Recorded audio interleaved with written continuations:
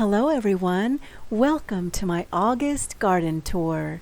While the summer here in California is starting to get really hot, there's still so much in my garden that's thriving and beautiful, and I can't wait to show you. So let's get started. Can we say hello, Dahlia? When I woke up this morning and was greeted with this big beauty, I knew it was going to be a perfect day for a tour. Can you believe it? But this is the very first year I have ever grown dahlias. Talk about beginner's luck. Needless to say, I am in love. Now, I don't know the variety of this particular dahlia.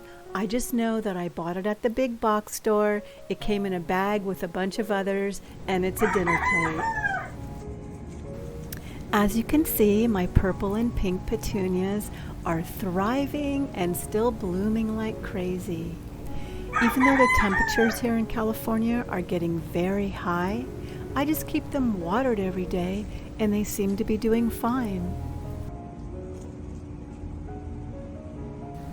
And one of my absolute favorite things I've grown this year is vinca. I have this planted all throughout my garden, in the front, in the back, because it's so faithful and it's so heat tolerant. As long as I water it every day, it performs like a beast.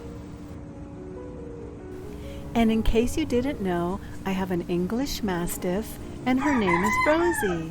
She likes to make an appearance in my videos quite often, and she's also the reason why I grow so many plants in containers and pots. Let's just say she has big paws and she likes to dig. Moving right along, I have a beautiful lantana that has been growing in this vintage bathtub for about 3 years now. I know eventually it's going to get root bound, so I'll probably have to pull it and plant a new one. But for now, the pollinators love it and the hummingbirds do too.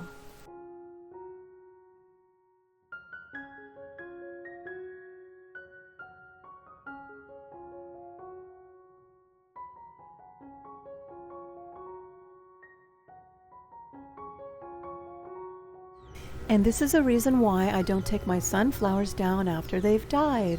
The food they provide for the birds is so wonderful. And isn't this so cute? The little baby chick still wanting to be fed by her mom. In case you haven't already figured it out, I crave color and I love garden decor. And no, your eyes are not deceiving you. Those really are doors in my yard.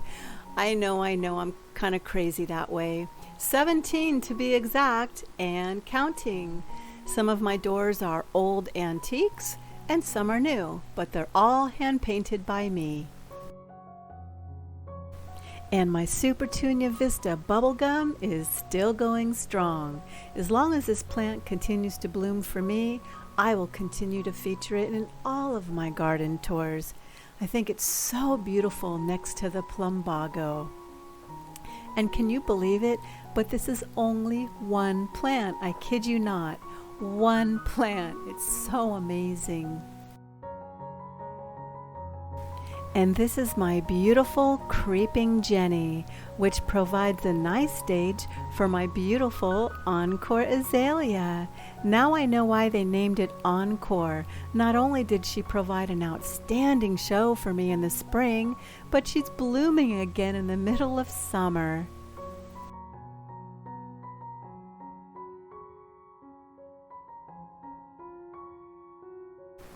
So my husband built these 3 vegetable boxes so I could grow, well, vegetables. However, over the years, the surrounding trees have grown so big, this area no longer receives full sun. So right now it's kind of in a transition stage because I'm not quite sure what to do with it. I'm no longer able to grow zucchini or corn or all the vegetables I normally used to grow. Check out this zucchini plant. This has been here all summer long and it has not produced one zucchini. So what I'm thinking about doing is just turning this whole area into a pollinator garden and just focus on feeding the birds and the pollinators. And right now I have a Little Miss Figgy dwarf fig tree that produced a nice ripe fig. I grew these for the birds, but it looks so delicious I'm tempted to eat it, and as you can see, my dog knows it's there too.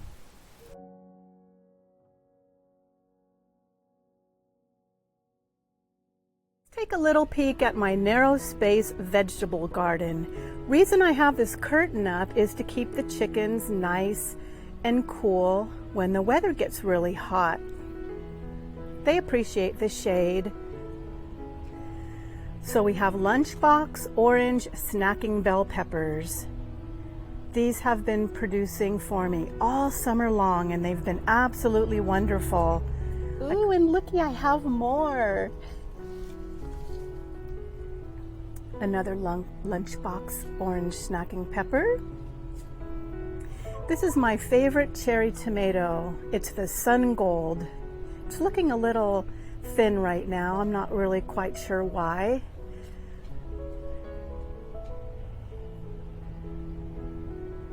These tomato cages that I made, I extended them up. It's really helped. So this tomato's doing really, really well. I made a video about that as well, how to extend your tomato cage. This is a Cherry 1000. And we have another Cherry 1000. Can you believe this space is only 3 feet, 4 inches wide? And I made another tomato extension on this tomato, for this tomato. This pot had a Mexican sunflower in it. It's done. So now this is reserved for broccoli when the cool season starts. Oh, and look at this cherry tomato. This one is doing so good for some reason. Maybe this one gets a lot more heat. But check it out. I've been harvesting from this all summer long and making the most delicious salads.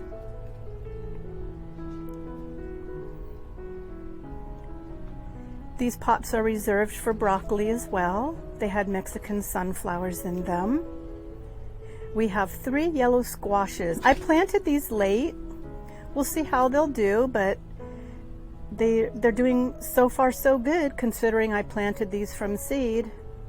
And check out the okra. Remember when it was so little when I planted this? I was so excited when the seeds popped up. Now look at it. Another Cherry 1000. This one is just loving the heat. Oh my goodness, so many tomatoes on this plant. Look at them all. I can't pick them fast enough.